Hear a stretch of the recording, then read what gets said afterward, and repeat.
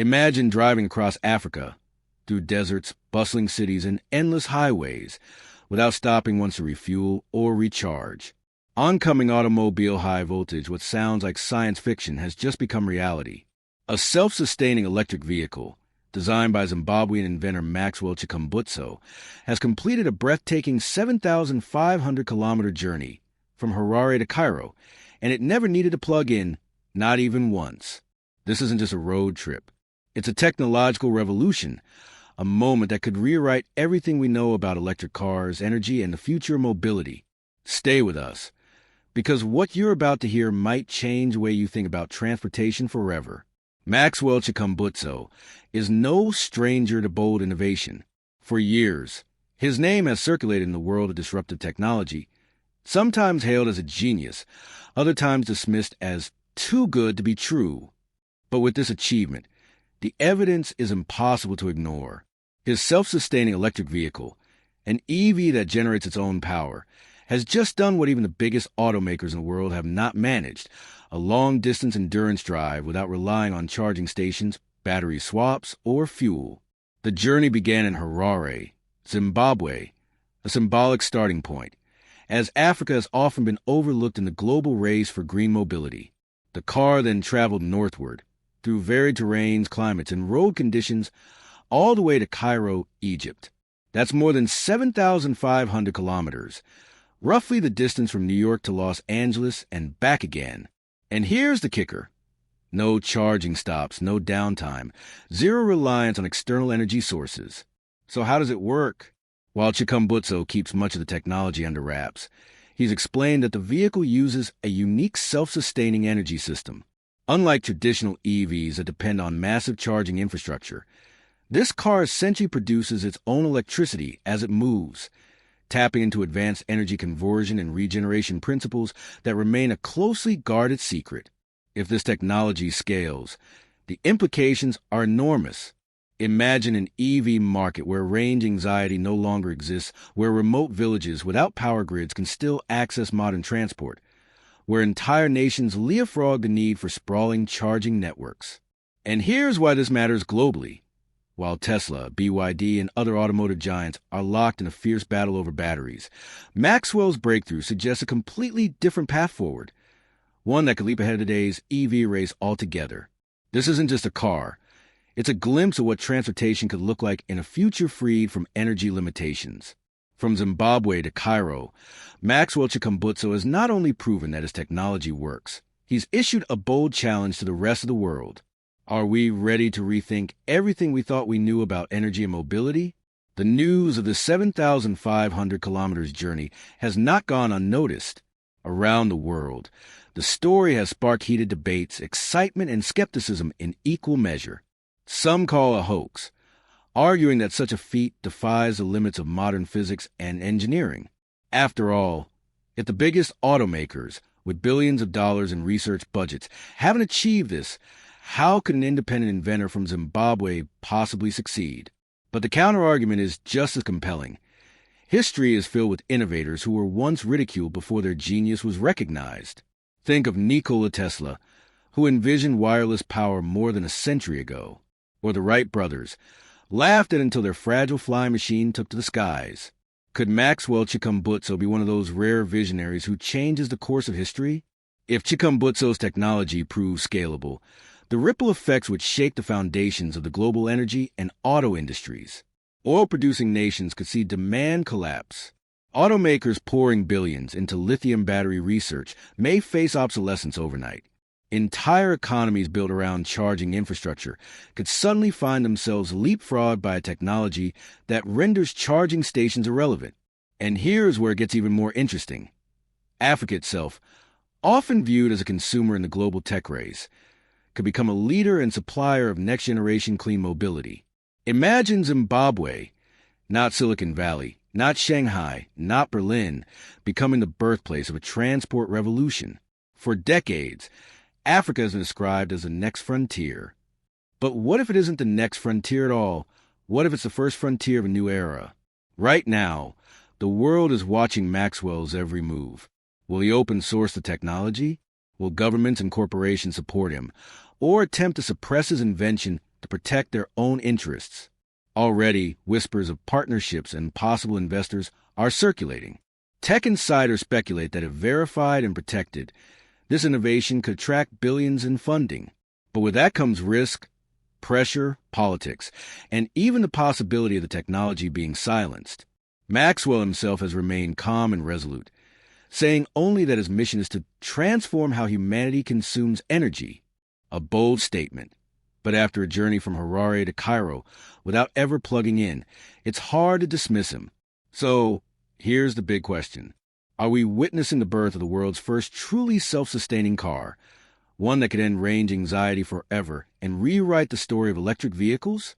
Or is this just another bold claim that will vanish under the weight of skepticism and industry resistance? The answer may determine not only the future of cars, but also the future of global energy itself. Highways without gas station cities, without power-hungry charging hubs. Families driving cross-country without ever worrying about running out of range. Imagine African cities leading the charge, Harare, Lagos, Nairobi, where cars, buses, and even delivery fleets run endlessly without plugging in. Rural villages that once struggled with access to electricity could suddenly thrive, powered by vehicles that generate their own clean energy. It doesn't stop with cars. Think bigger. What if airplanes, ships, and even trains use self-sustaining energy systems? Entire industries could be reborn, and the global carbon footprint could shrink faster than anyone thought possible. Now fast forward just a decade. Skies filled with aircraft that never need fossil fuel. Shipping lanes ruled by self-powered cargo vessels. African-made technology exported worldwide, flipping the script of global innovation. It sounds like science fiction. But so did an EV driving 7,500 kilometers without a single charge. But here's the twist. Such groundbreaking technology rarely enters the world smoothly. The question isn't just can it work, it's who gets to control it. Will governments support Maxwell, protecting his vision and scaling it for the people? Or will powerful oil and auto lobbies fight to suppress it, fearing the collapse of their trillion-dollar industries? History has shown us that disruptive inventions often face resistance. The light bulb, the airplane, even the personal computer, all met skepticism, even sabotage. Could Chikumbutso's self-sustaining EV face the same fate? Some experts warn that if this technology is real, it could become the most sought-after and most dangerous innovation of the century. Nations might compete, corporations might battle, and ordinary people could be caught in the middle of a global struggle for control. Think about cities of the future. Vertical traffic light. No lines of cars waiting at gas stations. No giant charging hubs draining the grid. Instead, vehicles glide endlessly through the streets, powered by a silent, invisible source of energy. Delivery trucks that never stop.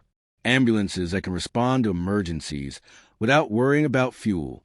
Public buses that run day and night, reducing costs for entire cities. And imagine what this means for developing nations. Villages that once lived in darkness, cut off from modern infrastructure, could suddenly leap into a new age of mobility. A self-sustaining car is not just a vehicle. It's a moving power plant, a bridge to opportunity. For Africa, it could be a turning point. Instead of importing solutions from the West or Asia, Africa could export the very technology that defines the next century. Factories, research centers, and supply chains could spring up across the continent, attracting investment and reshaping global trade routes. But revolutions create winners and losers. Oil companies, once the titans of global economics, could see their empires crumble. Why drill for oil when vehicles no longer need it? The electric charging industry, valued in the hundreds of billions, could become obsolete overnight. Automakers who invested billions in lithium batteries might suddenly find themselves chasing the wrong dream. Energy, once a burden, will become invisible, something we never think about, like air or water. The freedom to move, to travel, to explore, will expand beyond imagination. But with freedom comes new challenges. Who will regulate this technology? Who ensures it's safe, affordable, and not controlled by just a handful of powerful players? The question isn't just whether Maxwell Chikumbutso's invention works. It's whether the world is ready for it. Because if it is, then the age of oil, batteries, and charging stations may be coming to an end. It's the year 2035. The sun rises over Harare, but the city doesn't wake to the sound of roaring engines or the smell of exhaust fumes. Instead, streets hum quietly with streams of self-sustaining vehicles gliding to work, school, and markets. A mother steps into her car to drive her children to school. She doesn't think about charging the night before. She doesn't worry about gas prices. The vehicle simply moves, always ready, always alive with energy. In the countryside, a farmer loads fresh produce into his truck. For generations, transporting goods across Africa was expensive and unreliable. But today, his self-powered truck will travel hundreds of kilometers to the city without stopping for fuel or power. His profits rise as community thrives. Meanwhile, in Cairo, an intercity bus departs for Alexandria. Passengers settle in, knowing the bus will complete its journey without a single pause for energy. Journeys that once drained wallets and wasted hours are now seamless, silent, and affordable. And high above, whispers suggest even experimental planes are now testing self-sustaining flight, challenging the very foundations of aviation. Across the globe, the ripple effects are impossible to ignore. In the United States, Tesla faces pressure, not from Detroit or Beijing, but from Africa. Elon Musk himself is rumored to be studying the Harare to Cairo vehicle, looking for ways to adapt or rival its self-sustaining core. In Europe, governments scramble to rewrite energy policies. Billions once spent on charging infrastructure suddenly feel like relics of a past that lasted barely a decade. In the Middle East, oil exports decline sharply. Once mighty kingdoms rushed to diversify, investing in renewable energy and African partnerships to survive in a post-oil world. And in Asia, where China dominates the battery industry, leaders now question whether lithium, the metal once called white gold, still holds the future it promised. Energy is no longer a limitation. It has become a constant, quiet, invisible, empowering. And yet, with every revolution comes a new challenge. If cars, buses, and trucks can sustain themselves, what happens to global industries that once defined entire economies? What happens to millions of jobs tied to oil, gas, and charging networks? And more importantly, who owns this technology? Will Maxwell Chikumbutso's vision remain open to the world, or will powerful nations and corporations fight to control it, hoarding it as the ultimate key to energy independence? The world begins to grasp the true scale of Maxwell Chikumbutso's breakthrough. Boardrooms and war rooms alike buzz with urgency. His self-sustaining EV is no longer just a car. It's a weapon of disruption. Whoever controls it controls the future of energy. In Washington, lawmakers hold emergency sessions. Some argue the U.S. must secure access to the technology at all costs before rivals take the lead. Reports circulate at defense agencies asking whether Maxwell's energy system could be adapted for military vehicles, submarines, even drones, machines that could run indefinitely without supply lines. In Beijing, the reaction is equally intense. China has spent years building dominance over the EV battery supply chain, but Maxwell's innovation threatens to unravel it overnight. State officials quietly reach out to Zimbabwe, offering billions in investment to secure exclusive partnerships. The promise? To mass-produce self-sustaining vehicles at a scale no other nation could match. Meanwhile, in Europe, leaders frame the invention as a matter of survival. With energy crises still haunting the continent, the EU begins talks on how to support African innovators while protecting its own automotive industry. But not everyone wants this technology to thrive. Oil cartels, whose wealth and influence depend on global dependence, are rumored to be funding disinformation campaigns.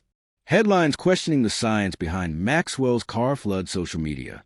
Critics call it a hoax, a scam, impossible by the laws of physics. Yet, the undeniable proof remains: the Harare to Cairo journey. 7,500 kilometers of silent defiance against the old world order. Still, whispers spread. Offers to buy out Maxwell's company, veiled threats warning him to abandon the project. Even speculation about covert operations to seize or suppress the technology. History reminds us that every disruptive inventor, from Tesla to Turing, faced enemies who feared their ideas more than they feared stagnation. And in the heart of Africa, Zimbabwe stands at a crossroads. For decades, African nations were treated as consumers of technology, not as creators. Now, With Maxwell's invention, the tables have turned. Zimbabwe could choose to protect its genius son, building a homegrown industry that puts Africa on top of the world stage. But the pressure is immense. Deals worth billions arrive daily. Multinationals whisper promises of jobs, factories, global recognition. Politicians face a choice: safeguard the continent's future or surrender it for immediate gain. Maxwell himself, soft-spoken but unwavering, insists his dream is not for one nation, but for humanity. He envisions a future where no one is left behind, where energy is free and abundant. But can one man resist the tidal wave of global power, greed, and politics? From Silicon Valley to Riyadh, from Beijing to Berlin, the world holds its breath. Is this the dawn of a new technological empire? Or will Maxwell Chikumbutso's self-sustaining EV be buried under the weight of politics and power, remembered only as a glimpse of what could have been?